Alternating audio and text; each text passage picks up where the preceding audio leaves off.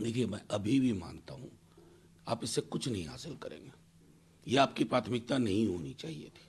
आपकी प्राथमिकता नौकरी होनी चाहिए थी। आपकी प्राथमिकता भूख पर विजय होनी चाहिए थी। आपकी प्राथमिकता होनी चाहिए थी कि बेहतर अस्पताल उपलब्ध हो। आपकी प्राथमिकता होनी चाहिए थी कि लोकतंत्र समेकित रूप से स्वस्थ रहे। डाइवर्सिटी आपकी ताकत है साहब, उस ताकत को का सम्मान करिए। बहरहाल मैं जानता हूं वो कागज के पुलिंदे के अलावा कुछ नहीं है, कोई हासिलात नहीं होने वाला। राज्यसभा में प्रधानमंत्री बोल रहे थे मतलब करारा हमला कांग्रेस पार्टी पर था कि देश को तोड़ने की कोशिश किया गया, जवाहरलाल नेहरू को भी उन्होंने नहीं छोड़ा। देखिए, मैं तो ये कहता हूं कि प्रधानमंत्री जी की पूरी कोशिश, जैसे लग रहा है ना कि अभी भी वो चुनाव नेहरू जी के खिलाफ लड़ने वाले हैं। अब नेहरू जी तो इस दुनिया में है नहीं। बार बार मैं तो 14 से लेकर अब तक इनके स्क्रिप्ट राइटर इनका बहुत नुकसान कर रहे हैं। मैंने आपके माध्यम से कहा था कि प्रधानमंत्री जी देश के प्रधानमंत्री हैं। उस पद पर नेहरू से लेकर के इंदिरा जी, राजीव जी, वाजपेयी जी, वीपी सिंह साहब, देवेगौड़ा जी, कितने कितने लोग रहे, मैं कहीं का नाम नहीं ले पा रहा हूं।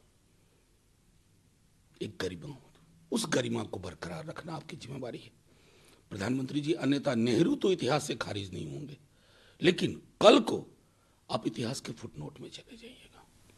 आरक्षण के सही फॉर्म के खिलाफ थे जवाहरलाल नेहरू का कहना। उनको नेहरू को पढ़ने की, उस संविधान सभा की बैठकों को फिर से खुद से अध्ययन करने की जरूरत है। ये जो उनके आसपास के दो चार लोग व्हाट्सएप को तथ्य बना के पेश करते हैं ना, उससे उनको बचने की जरूरत है। और मैं तो बार बार सदन के अंदर भी कहा है कि प्रधानमंत्री जी क्यों डिले कर रहे हो? जातिगत जनगणना की घोषणा करो ना, बिहार ने किया ना, पूरे देश में करिए। और उसके हिसाब से अगर नेहरू ने गलती की तो सुधार दीजिए, उसके हिसाब से रिजर्वेशन का क्वांटम बढ़ाइए। Who stops you? रिटोरिकल चीजों कह करके आप निकल नहीं सकते। उन्होंने ममता बनर्जी के उस बयान को भी कोट किया जिसमें उन्होंने कहा था कि कांग्रेस 40 नहीं पार कर पाएगी। देखिए, मेरा मानना है ना कि बार बार मैं कहता हूं एक ही तरह के चीजें हैं।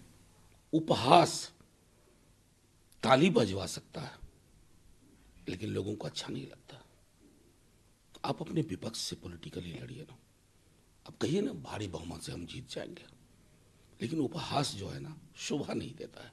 उपहास सबसे, मैं समझता हूं, स्तरहीन उपकरण होता है और आप उसका अक्सर इस्तेमाल करते हैं। कांग्रेस ने प्रधानमंत्री के पूरे बयान को हिप बताया, बोला कि ये कंप्लीट झूठ का पुलिंदा है। देखिए, मैं तो लगातार मैं इतिहास से बात करता हूँ, तथ्यों पे बात करता हूँ, और मैं कहूँगा कि तथ्य का मूल्यांकन अगर प्रधानमंत्री जी खुद भी करेंगे तो शायद उनको लगेगा कि मतलब देखिए ना, खुद का नाम बार बार बोल के ताली बजवाना ये आत्ममुग्धता की पराकाष्ठा, आत्ममुग्धता की पराकाष्ठा। सुनते थे एक कोई हैं उधर कोरिया में, अब हमारे प्रधानमंत्री जी उनको मॉडल मान लें, अच्छा नहीं लगता।